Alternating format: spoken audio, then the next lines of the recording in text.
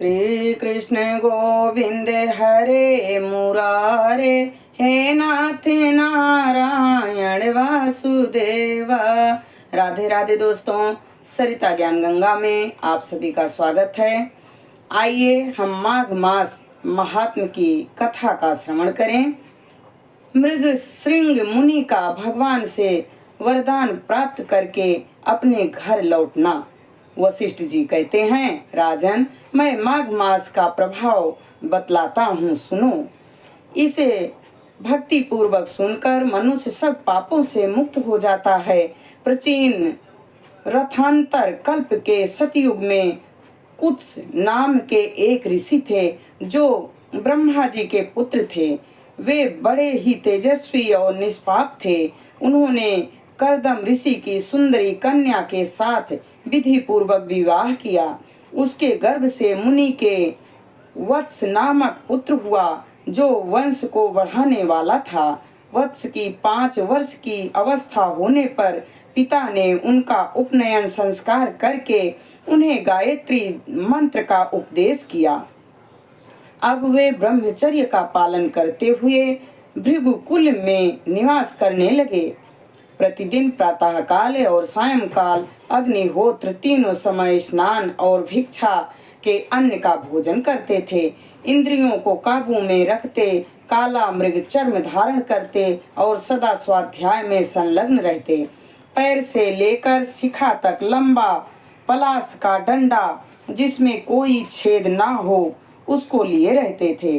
उनके कटी भाग में मूंज की मेखला शोभा पाती थी। हाथ में सदा कमंडलू धारण करते, स्वच्छ कौपीन पहनते, शुद्ध भाव से रहते और स्वच्छ यज्ञोपवीत धारण करते थे। उनका मस्तक समिधाओं की भस्म से सुशोभित था। वे सबके नयनों के प्रिय जान पड़ते थे।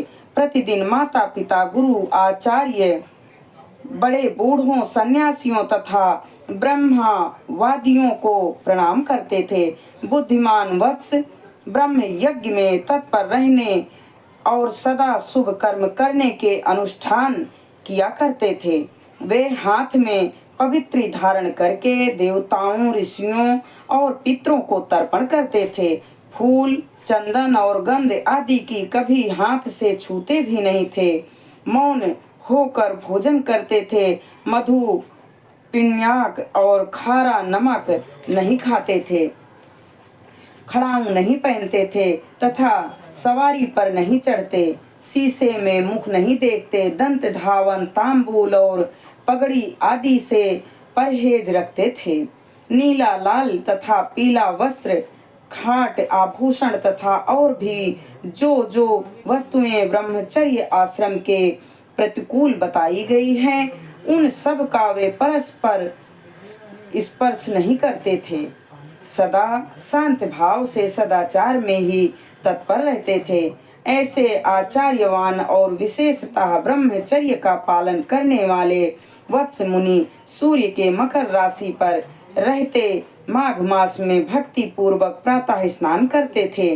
वे उस समय विशेष रूप से शरीर की शुद्धि करते और आकाश में जब उन्हें गिने चुने तारे रह जाते तो उस समय ब्रह्म वेला में वे नित्य स्नान करते थे। और फिर और आधे सूर्य निकल आते उस समय भी माघ का स्नान करते थे। वे मन ही मन अपने भाग्य की सराहना करने लगे। अहो, इस पश्चिम वाहिनी कावेरी नदी में स्नान का अवसर मिलना प्रायः मनुष्यों के लिए कठिन है, तो मैं मकरार्य में यहाँ स्नान किया। वास्तव में मैं बड़ा भाग्यवान हूँ। समुद्र में मिली हुई जितनी नदियाँ हैं उन सब का प्रवाह जहाँ पश्चिम या उत्तर की ओर है उस स्थान का प्रयाग से भी अधिक महत्व बतलाया गया है। मैं अपने पूर्व पुण्यों के प्रभाव से आज कावेरी का पश्चिमगामी प्रवाह प्राप्त किया है। वास्तव में मैं कृतार्थ हूँ, कृतार्थ हूँ, कृतार्थ हूँ। इस प्रकार सोचते हुए वे प्रसन्न होकर कावेरी के जल में तीनों काल स्नान करने लगे। उन्होंने कावेरी के पश्चिमी प्रवाह में 3 साल तक माघ स्नान किया। उसके पुण्यों से उनका अंतःकरण शुद्ध हो गया। वे ममता और कामना से रहित हो गए। तदनंतर माता पिता और गुरु की आज्ञा लेकर वे सर्व पाप नाशक कल्याण तीर्थ में आ गए। उस सरोवर में भी 1 मास तक माघ स्नान करके ब्रह्मचारी वत्स मुनि तपस्या करने लगे। राजन, इस प्रकार उन्हें उत्तम तपस्या करते देखकर भगवान विष्णु प्रसन्न होकर उनके आगे प्रत्यक्ष होकर प्रकट हो गए और बोले, महाप्राज्ञ मृगशृंग, मैं तुम पर प्रसन्न हूँ। यूं कहकर भगवान पुरुषोत्तम ने उनके मस्तक का स्पर्श किया। तब वत्स मुनि समाधि से विरत होकर जाग उठे और उन्होंने अपने सामने ही भगवान विष्णु को उपस्थित देखा। वे सहस्त्र सूर्यों के समान तेजस्वी कौस्तुभ मणि रूप आभूषण से अत्यंत भासमान दिखाई देते थे। तब मुनि ने बड़े वेग से उठकर भगवान को प्रणाम किया और बड़े भाव से सुंदर स्तुति की। भगवान ऋषिकेश की स्तुति और नमस्कार करके वत्स मुनि अपने मस्तक पर हाथ जोड़े चुपचाप भगवान के सामने खड़े हो गए। उस समय उनके नेत्रों से आनंद के आंसू बह रहे थे और सारे शरीर में रोमांच हो गया था। तब श्री भगवान ने कहा, मृगशृंग, तुम्हारी इस स्तुति से मैं बहुत प्रसन्न हूँ। माघ मास में इस सरोवर में जल में स्नान जो तुम्हें स्नान और तप किए हैं, इससे मैं बहुत संतुष्ट हूँ। मुने, तुम निरंतर कष्ट सहते सहते थक गए हो। दक्षिणाओं सहित यज्ञ, दान, अन्य नियम तथा यमों के पालन से भी तुम्हें उतना संतोष नहीं होता जितना माघ के स्नान से होता है। पहले तुम मुझसे वर मांगो, फिर मैं तुम्हें मनोवांछित वस्तु प्रदान करूंगा। मृगशृंग, तुम मेरी प्रसन्नता के लिए मैं जो आज्ञा दूं उसका पालन करो।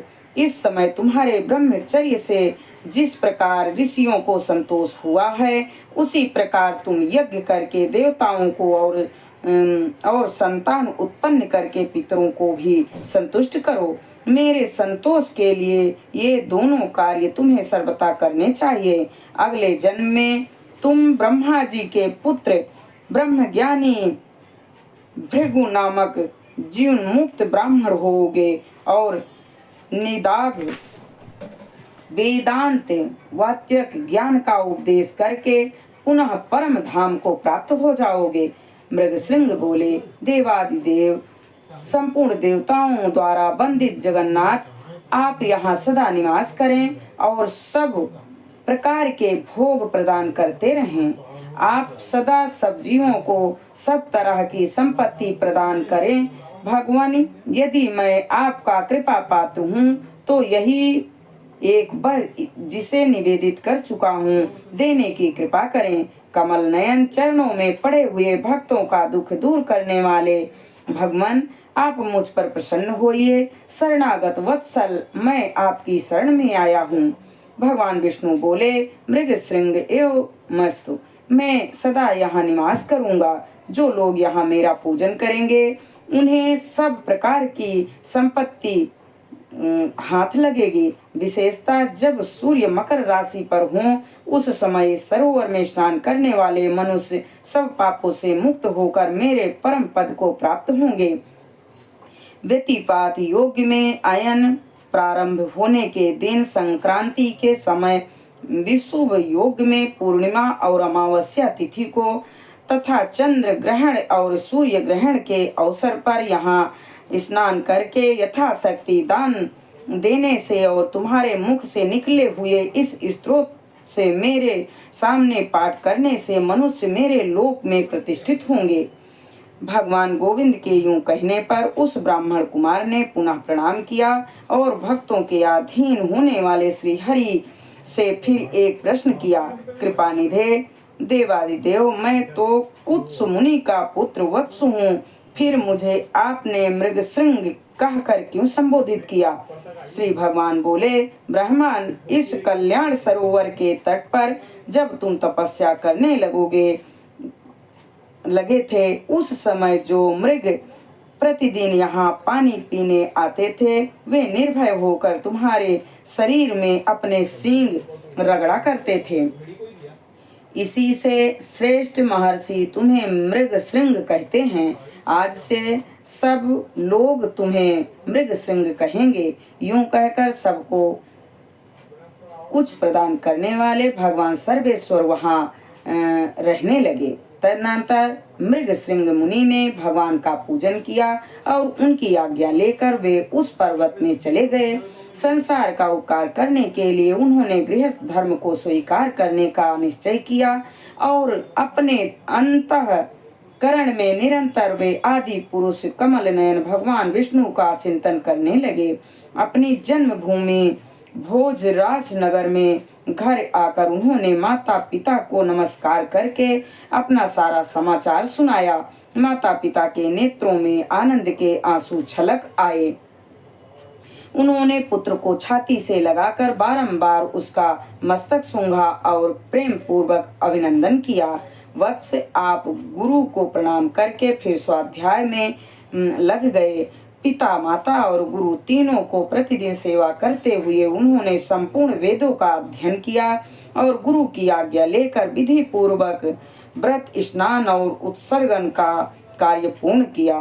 तत्पश्चात महामना मृगश्रृंग अपने पिता से इस प्रकार बोले, तात, पुत्र की उत्पत्ति के लिए पिता और माता को जो क्लेश सहने पड़ते हैं, उनका बदला 100 वर्षों में भी नहीं चुकाया जा सकता। अतः पुत्र को उचित कि वह माता पिता तथा गुरु को भी सदा ही प्रिय करे। इन तीनों के अत्यंत संतुष्ट होने पर सब तपस्या पूर्ण हो जाती है। इन तीनों की सेवा को ही सबसे बड़ा तप कहा गया है। इनकी आज्ञा का उल्लंघन करके जो कुछ भी किया जाता है वह सब निषिद्ध है। विद्वान पुरुष इन्हीं तीनों की आराधना करने के लिए तीनों लोकों पर विजय पाता है। जिससे इन तीनों को संताप हो, वही मनुष्य के लिए चारों पुरुषार्थ कहा गया है। इसके सिवा जो कुछ भी वह उपधर्म कहलाता है। जो गृह कार्य में चतुर, संतानवती, पतिव्रता, प्रिय वचन बोलने वाली और पति के अधीन रहने वाली है, ऐसी उपयुक्त गुणों से युक्त नारी स्त्री के रूप में साक्षात लक्ष्मी है। इसलिए अपने समान वर्ण की उत्तम लक्षणों वाली भार्या से विवाह करना चाहिए। जो पिता के गोत्र अथवा माता के सपिंड वर्ग में उत्पन्न हुई हो, वह स्त्री विवाह करने योग्य होती है तथा उसी से द्विजों के धर्म की वृद्धि होती है। जिसको कोई रोग ना हो, जिससे भाई जो अवस्था और कद में अपने से कुछ छोटी हो, जिसका मुख सौम्य हो तथा जो मधुर भाषणी करने वाली हो, ऐसी भार्या के साथ द्विज को विवाह करना चाहिए। जिसका नाम पर्वत, नक्षत्र, वृक्ष, नदी, सर्प, पक्षी तथा नौकरों के नाम पर न रखा गया हो, जिसके नाम में कोमलता हो, ऐसी कन्या से बुद्धिमान पुरुष को विवाह करना चाहिए। इस प्रकार उत्तम लक्षणों की परीक्षा करके ही इस कन्या के साथ विवाह करना उचित होता है। उत्तम लक्षण और अच्छे आचरण वाली कन्या पति की आयु बढ़ाती है। अतः पिताजी, ऐसी भार्या कहाँ मिलेगी? कुत्स ने कहा, परम बुद्धिमान मृगश्रृंग, इसके लिए कोई विचार न करो।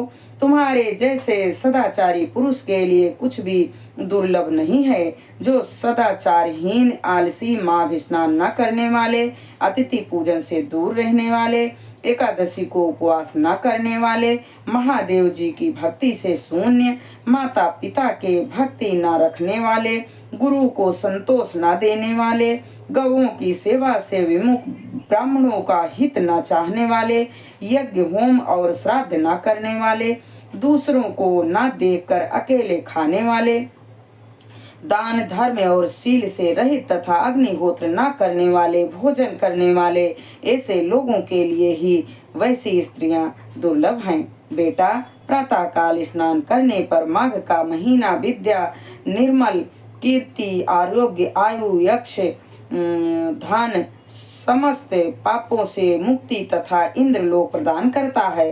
बेटा, माघ मास सौभाग्य, सदाचार, संतान वृद्धि, सत्संग, सत्य, उदार भाव, ख्याति, सूर और बल सब कुछ देता है। कमल के समान नेत्रों वाले भगवान विष्णु माघ स्नान करने से तुम्हारे ऊपर बहुत प्रसन्न हैं। वशिष्ठ जी कहते हैं, राजन, पिता के यूं सत्य वचन सुनकर मृग श्रृंग मुनि मन ही मन बहुत प्रसन्न हुए। उन्होंने पिता के चरणों में मस्तक झुकाकर पुनः प्रणाम किया और दिन रात वे अपने हृदय में श्री हरि का ही चिंतन करने लगे। हम इस कथा को यहीं पर संपन्न करते हैं। आगे की कथा अगले वीडियो में। श्री कृष्ण गोविंद हरे मुरारे, हे नाथ नारायण वासुदेव। श्री लक्ष्मी नारायण भगवान के चरणों में हमारा कोटि कोटि प्रणाम स्वीकार हो। श्री गंगा मैया के चरणों में हमारा कोटि कोटि प्रणाम स्वीकार हो।